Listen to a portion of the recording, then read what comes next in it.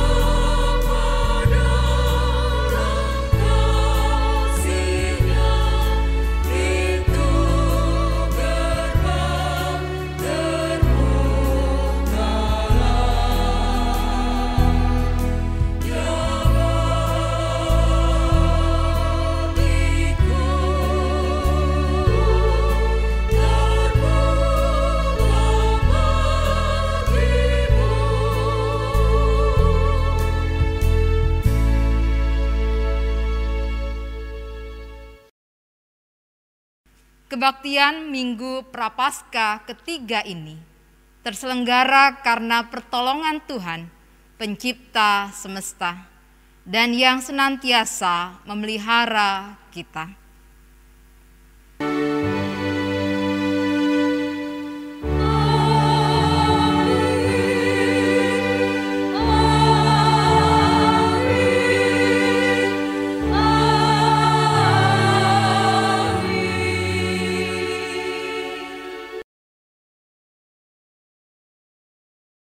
Kasih karunia dan damai sejahtera dari Allah Bapa kita dan dari Tuhan Yesus Kristus menyertai saudara sekalian. Dan menyertai saudara juga. Cintaku pada rumahmu.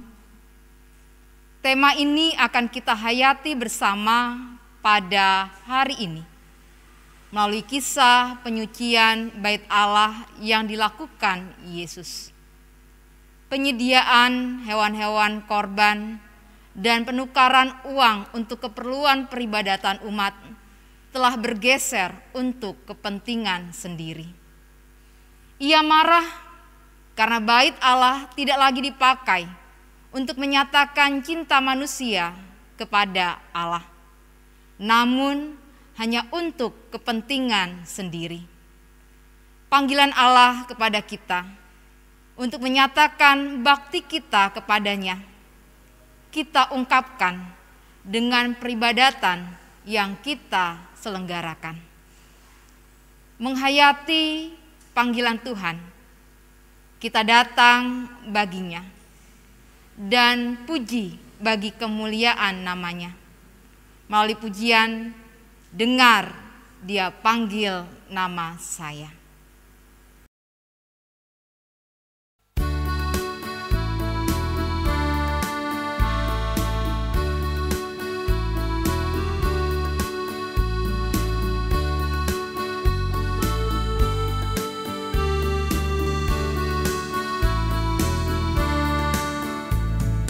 Dengar dia panggil nama saya, dengar dia panggil namamu.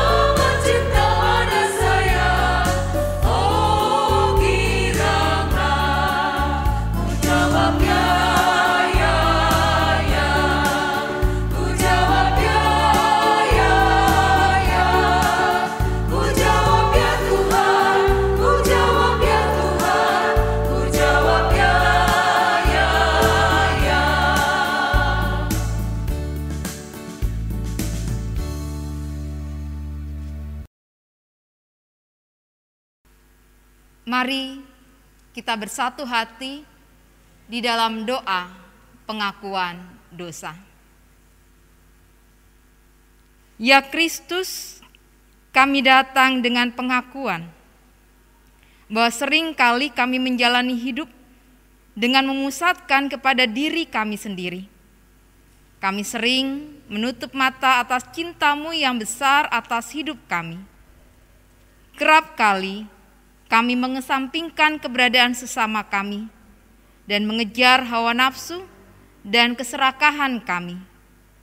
Ajar kami untuk kembali memusatkan hidup hanya kepada Kristus yang mampu memberi diri dan berbagi sebagai perwujudan cinta. Inilah pengakuan kami. Dalam rahmat-Mu kami memohon pengampunan, belas kasih karunia, dan bersihkanlah ya Tuhan atas dosa kami. Amin.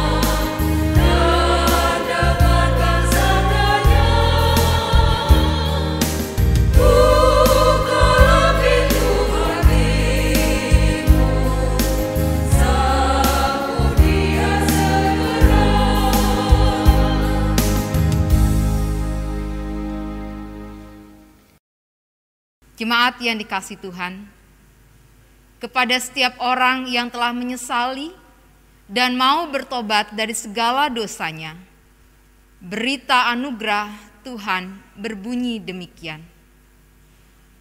Dosaku kuberitahukan kepadamu, dan kesalahanku tidaklah kusembunyikan. Aku berkata, aku akan mengaku kepada Tuhan pelanggaran-pelanggaranku, dan Engkau mengampuni kesalahan karena dosaku. Demikianlah berita anugerah dari Tuhan. Syukur kepada Allah. Mari kita menyatakan damai dari Kristus dengan saling memberikan ucapan salam namaste dan mengucapkan damai Kristus besertamu.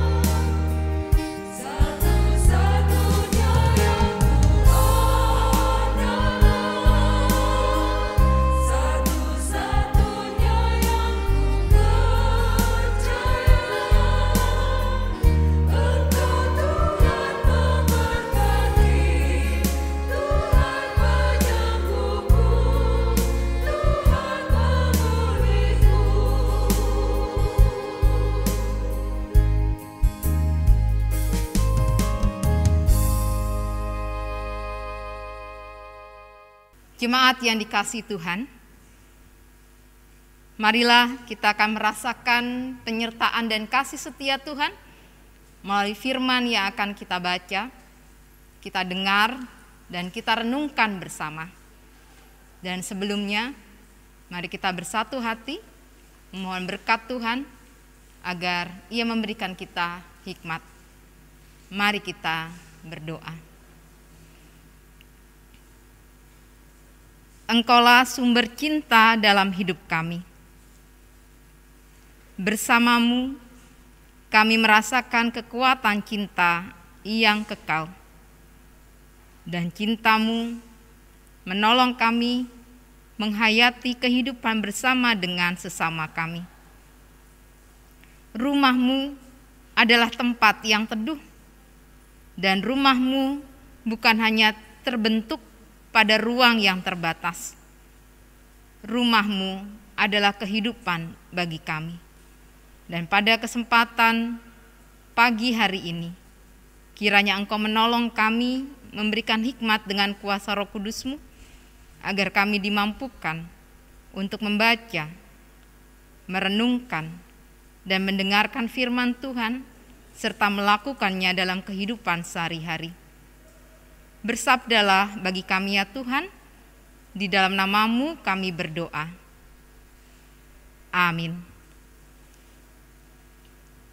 Jemaat Tuhan yang dikasihi, firman Tuhan pada kesempatan Minggu Prapaskah ketiga ini diambil dari kitab Injil Yohanes pasal 2 ayat 13 sampai dengan ayat 22. Yang demikian firman Tuhan itu. Ketika hari raya Paskah orang Yahudi sudah dekat, Yesus berangkat ke Yerusalem. Dalam bait suci didapatinya pedagang-pedagang lembu, kambing domba, dan merpati, dan penukar-penukar uang duduk di situ. Ia membuat cambuk dari tali, lalu mengusir mereka semua dari bait suci dengan semua kambing domba dan lembu mereka. Uang penukar-penukar dihamburkannya ke tanah, dan meja-meja mereka dibalikannya. Kepada pedagang-pedagang merpati ia berkata, "Ambil semuanya ini dari sini. Jangan kamu membuat rumah Bapakku menjadi tempat berjualan." Maka teringatlah murid-muridnya bahwa ada tertulis, "Cinta untuk rumahmu menghanguskan aku." Orang-orang Yahudi menantang Yesus, katanya, "Tanda apakah dapat engkau tunjukkan kepada kami bahwa engkau berhak bertindak demikian?" Jawab Yesus kepada mereka, "Rombak bait Allah ini, dan dalam 3 hari aku akan mendirikannya kembali." Lalu kata orang Yahudi kepadanya, 46 tahun orang mendirikan bait Allah ini, dan engkau dapat membangunnya dalam 3 hari? Tetapi yang dimaksudkannya dengan bait Allah ialah tubuhnya sendiri. Kemudian sesudah ia bangkit dari antara orang mati, barulah teringat oleh murid-muridnya bahwa hal itu telah dikatakannya, dan mereka pun percayalah akan kitab suci dan akan perkataan yang telah diucapkan Yesus. Demikianlah firman Tuhan. Yang berbahagia ialah mereka yang mendengarkan firman Tuhan dan memeliharanya. Hosiana.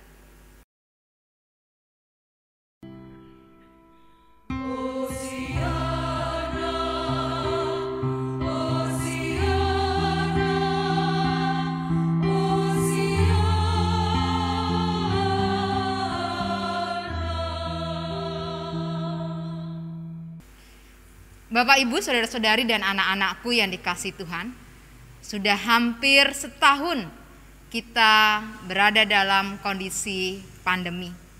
Dan pandemi memang mengubah banyak hal, termasuk juga mengubah pemaknaan kita tentang ibadah dan rumah Tuhan.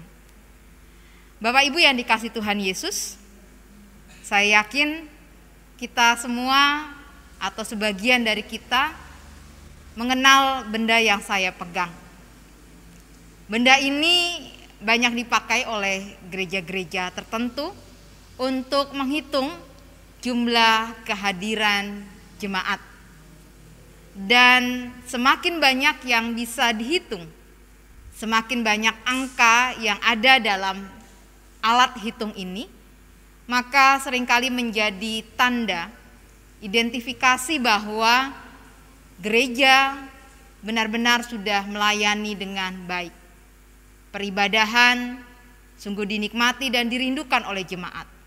Bahkan semakin banyak jemaat yang hadir menunjukkan kesuksesan sebuah gereja, bahkan juga seorang pendeta dalam menyampaikan firman. Ya, semakin banyak jumlah yang hadir, semakin juga luar biasa bentuk tanda gereja itu dinyatakan hebat. Tapi sekarang alat ini tentu di sebagian gereja sudah tidak lagi digunakan dan tidak lagi dibutuhkan. Berganti menjadi benda seperti ini. Ini termogan, alat ukur suhu yang sejak pandemi di mana gereja-gereja melakukan ibadah dan sudah dihadiri oleh jemaat secara terbatas, banyak memiliki dan menggunakan alat ini untuk mengukur suhu jemaat yang hadir dan untuk memastikan bahwa jemaat yang hadir dalam kondisi yang sehat dan bisa mengikuti ibadah. Sekarang ibadah tidak lagi ditentukan oleh berapa jumlah banyak kehadiran. Tidak lagi dinyatakan sukses ketika meluapnya jemaat yang hadir dalam peribadahan. Tetapi keberhasilan sebuah ibadah ketika jemaat yang hadir dalam kondisi yang sehat, suhu tubuh terukur dengan baik, dan kondisi pelayanan ibadah berjalan dengan baik. Ya, ada perubahan yang terjadi ketika peribadahan masa pandemi. Tidak hanya soal menghitung jumlah kehadiran, tetapi juga bagaimana perjalanan peribadahan benar-benar melestarikan dan menjaga kehidupan. Dan tentu itu juga menjadi banyak pergumulan gereja-gereja. Kemudian berubah dari ibadah yang ada di tempat gedung gereja, lalu kemudian beralih ibadah di rumah. Bagaimana merasakan kehadiran Allah yang ada di dalam gedung gereja menjadi juga Allah yang hadir dalam peribadahan di rumah. Berikut ini saya akan sampaikan atau akan saya perlihatkan video bagaimana gereja, gedung gereja yang dimaknai sebagai sebuah tempat peribadahan jemaat yang kemudian juga ditandai dengan banyaknya yang hadir berubah menjadi sebuah tempat kehidupan bagi banyak orang di tengah-tengah pandemi. Berikut ini ada video yang akan bisa kita lihat bersama. Persekutuan Gereja-Gereja Indonesia mengusulkan agar gereja yang kosong bisa digunakan sebagai tempat isolasi orang yang terpapar virus corona. Sekretaris Umum PGI, Pendeta Jaki Manuputi meminta gereja turut menggerakkan pelayanan berbasis keluarga dalam menghadapi pandemi COVID-19. Jaki Manuputi mengimbau pengurus gereja agar menyiapkan gedung gereja yang saat ini tidak didatangi jemaat untuk dijadikan tempat isolasi pasien COVID-19.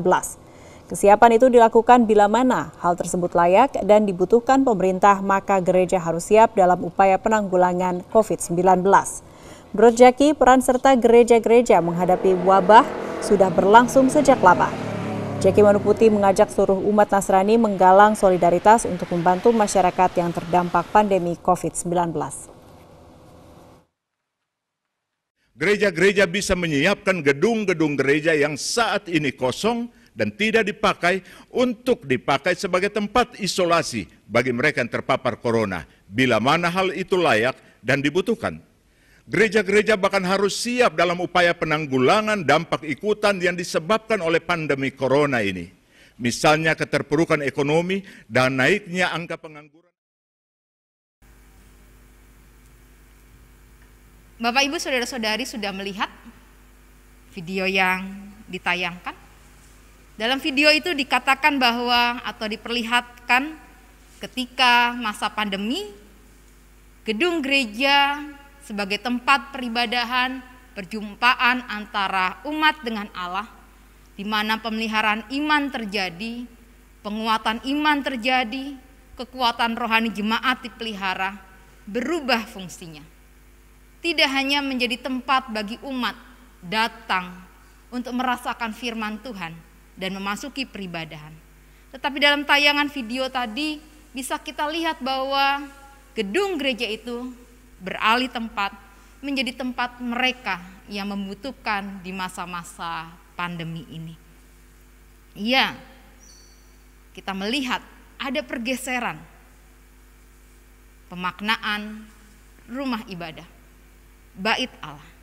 Tetapi yang dinampakkan dalam video itu adalah pemaknaan yang baik, pemaknaan yang membangun, pemaknaan yang menjadi berkat bagi banyak orang.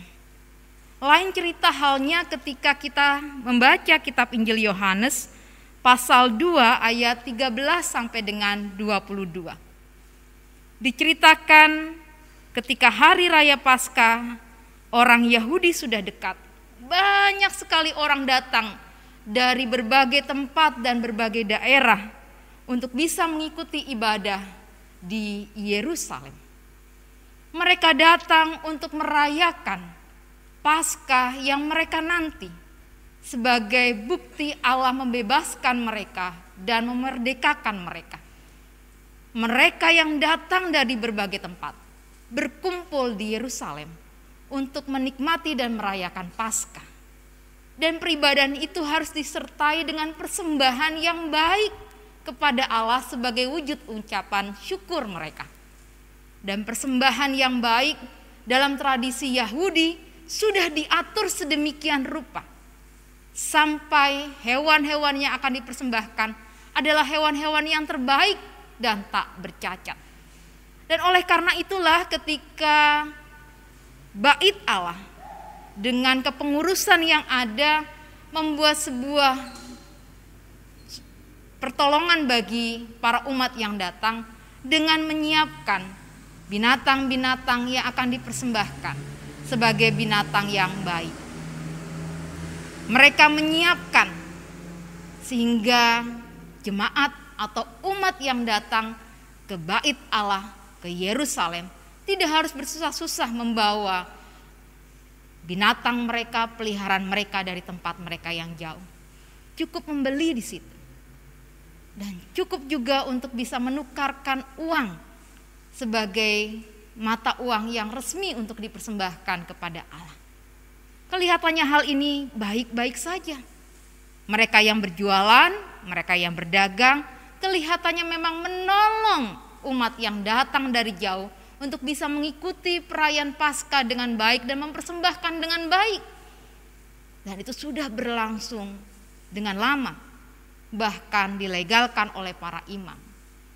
Tapi Yesus yang hadir di tempat itu, yang melihat semua yang terjadi, ternyata tahu bahwa di balik semua itu, topeng dengan menggunakan kata pertolongan kepada umat yang jauh. Topeng dengan cara untuk melayani mereka yang jauh, ternyata penuh dengan monopoli dan juga korupsi di dalamnya. Mereka menjual binatang-binatang persembahan dengan harga yang sangat tinggi dan mencekik. Dan mereka juga melakukan penukaran uang dengan cara yang tidak baik. Semua dilegalkan memang, tetapi para imam turut bermain di dalamnya.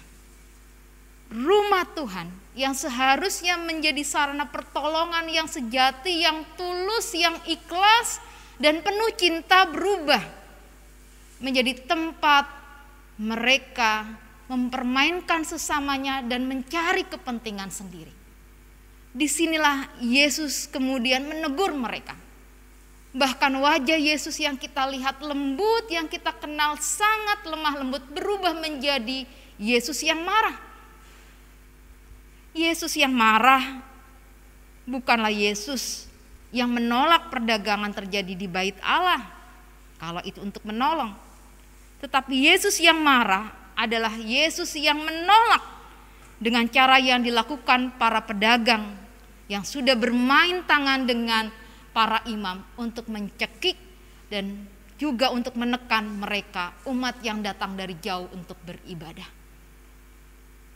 Disinilah Yesus memberikan makna yang baru tentang rumah Tuhan, bait Allah.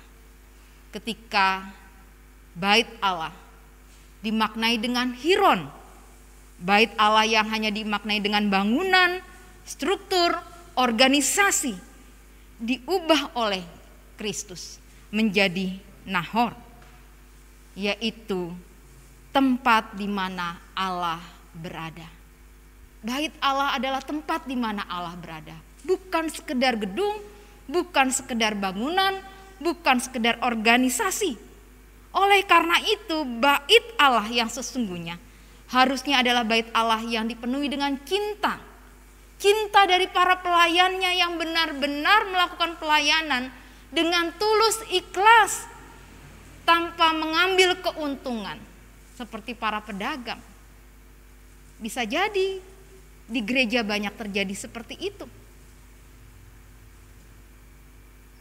Tetapi cinta yang juga memberi ruang, benar-benar menolong bagi setiap orang yang datang ke baitnya, ke rumahnya, untuk dikuatkan dan diteguhkan, agar mereka bisa datang benar-benar kepada Tuhan dengan penuh cinta kasih karena pertolongan saudaranya yang lain.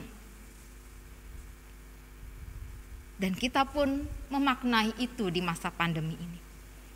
Ketika gereja hanya dikatakan sukses ketika banyak jemaat yang hadir, persembahan yang tinggi, gedung yang baik dan bagus, penyajian musik yang luar biasa, maka beralih menjadi di mana bait Allah, rumah Allah itu adalah tempat kehidupan dirawat dan dipelihara. Dan hari ini kita belajar bahwa bait Allah bukanlah gedung, tempat organisasi, tetapi bait Allah adalah di mana Allah diam di dalamnya.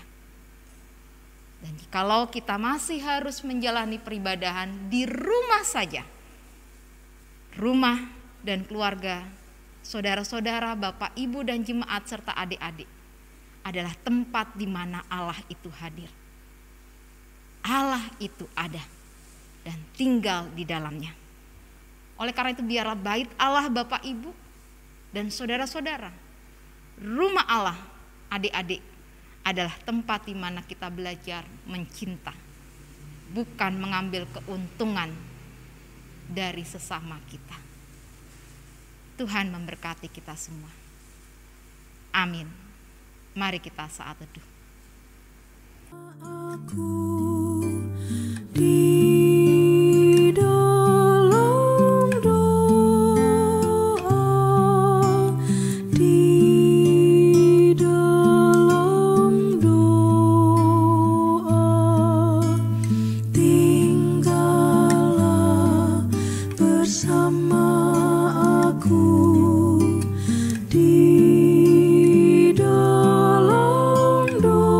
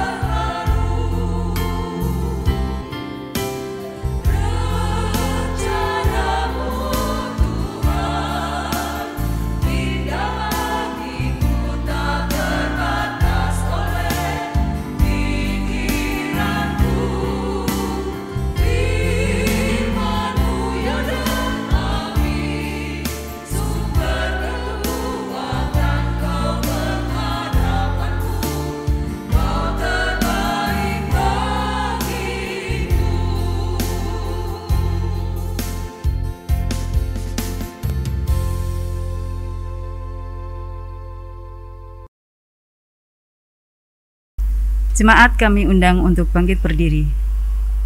Dengan meletakkan genggaman tangan kanan pada dada kiri, sebagai tanda keteguhan dan kesediaan kita mempertaruhkan iman. Bersama umat Tuhan di sepanjang abad dan tempat, marilah kita mengucapkan pengakuan iman menurut pengakuan iman rasuli demikian. Aku percaya kepada Allah Bapa yang Maha Kuasa, Khalik langit dan bumi, dan kepada Yesus Kristus, anaknya yang tunggal Tuhan kita, yang dikandung daripada Roh Kudus, lahir dari anak darah Maria, yang menderita di bawah pemerintahan Pontius Pilatus, disalibkan, mati dan dikuburkan, turun ke dalam kerajaan maut. Pada hari yang ketiga, bangkit pula dari antara orang mati, naik ke surga, duduk di sebelah kanan Allah Bapa yang Maha Kuasa, dan akan datang dari sana untuk menghakimi orang yang hidup dan yang mati. Aku percaya kepada Roh Kudus, gereja yang kudus dan am, persekutuan orang kudus, pengampunan dosa, kebangkitan daging, dan hidup yang kekal. Jemaat kami mohon untuk duduk kembali. Mari kita bersatu hati di dalam doa. Tuhan, jadikanlah hidup kami sebagai bait-Mu, rumah-Mu, agar cinta-Mu ada dalam kehidupan kami. Tuhan, jadikanlah keluarga kami juga sebagai rumah-Mu, agar cinta-Mu memenuhi keluarga dan anggota keluarga kami. Tuhan, jadikanlah persekutuan kami sebagai rumah-Mu, agar dalam persaudaraan kami dengan saudara seiman, kami belajar untuk melayani tanpa mengambil keuntungan, mengasihi dengan ketulusan, dan belajar memelihara kehidupan. Tuhan, jadikanlah kehidupan sekitar kami juga sebagai rumah-Mu, agar cinta pribadi yang berbeda boleh ada, sehingga kami boleh menjalani kehidupan penuh cinta dengan sesama kami, walaupun mereka berbeda. Dan biarlah kehidupan kami adalah rumah di mana Tuhan hadir, dan kami boleh berbagi kepada mereka yang mengalami kesedihan karena ditinggalkan oleh orang-orang yang dikasihi mereka, yang mengalami perjuangan dari sakit penyakit yang mereka derita, yang harus juga mendampingi keluarga mereka yang sakit.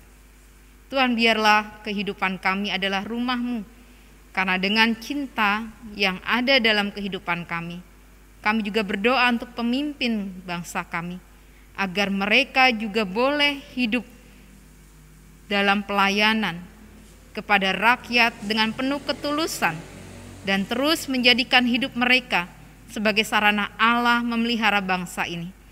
Berkati para pemimpin bangsa kami yang terus berjuang menata perekonomian, menata kesehatan, menata stabilitas sosial dan politik di tengah-tengah pandemi ini.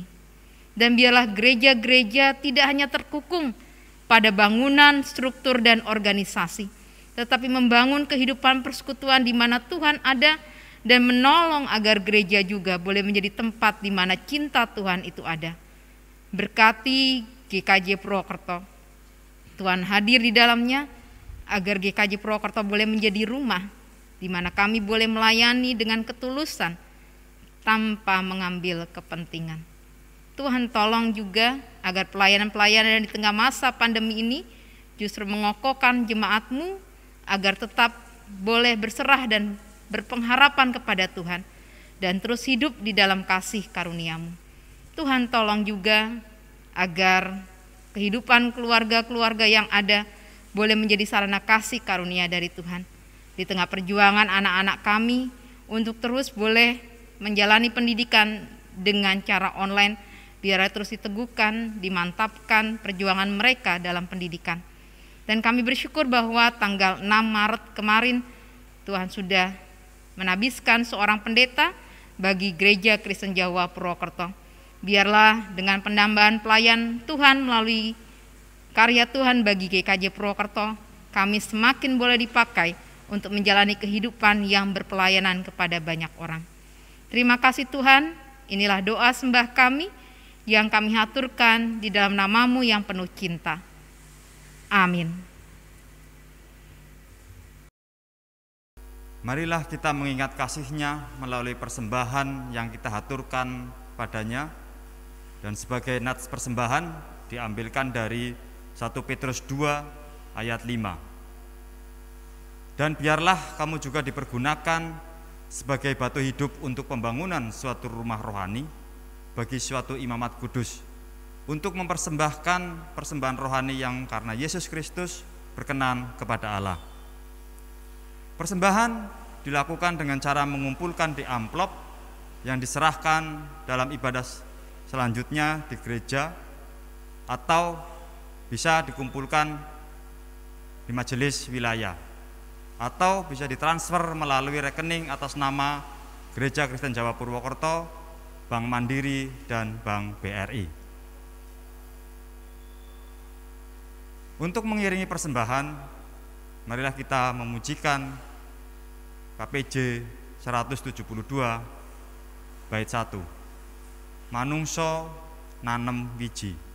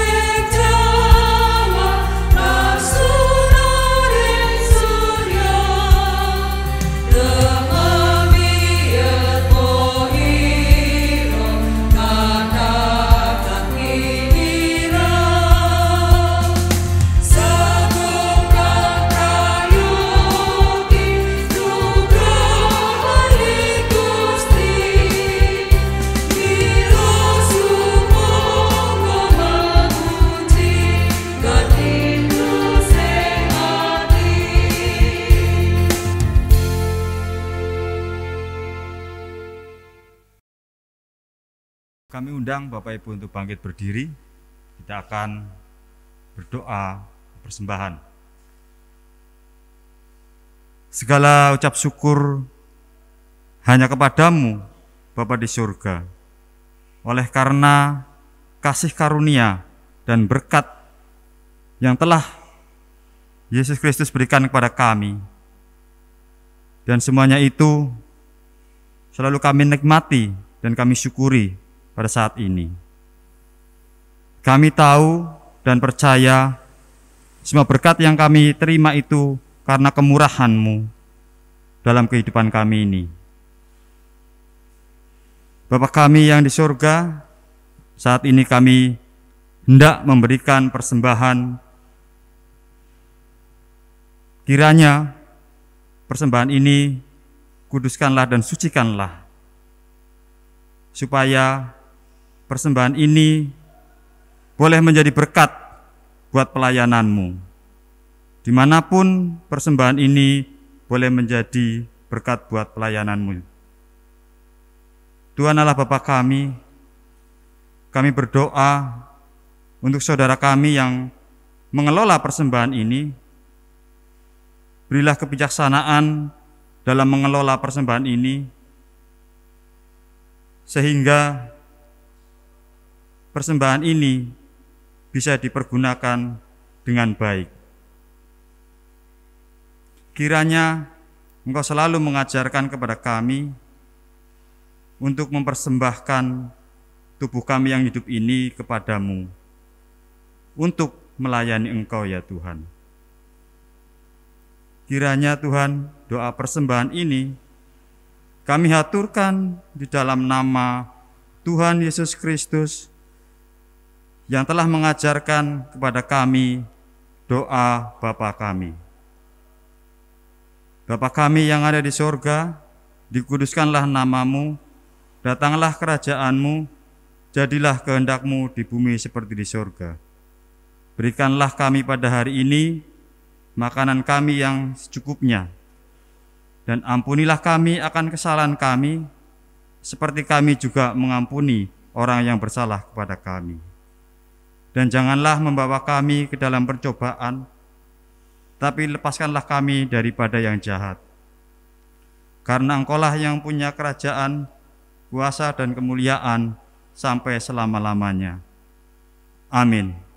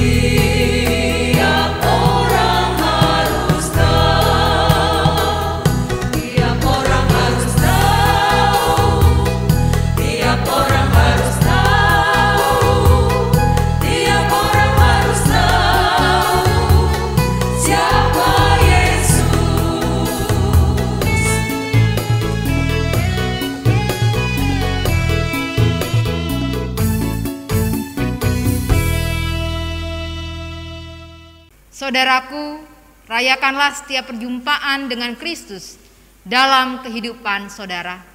Kini arahkanlah hatimu kepada Tuhan. Kami mengarahkan hati kami kepada Tuhan. Jadilah saksi Kristus dengan memperlakukan kasih di tengah dunia. Syukur kepada Allah.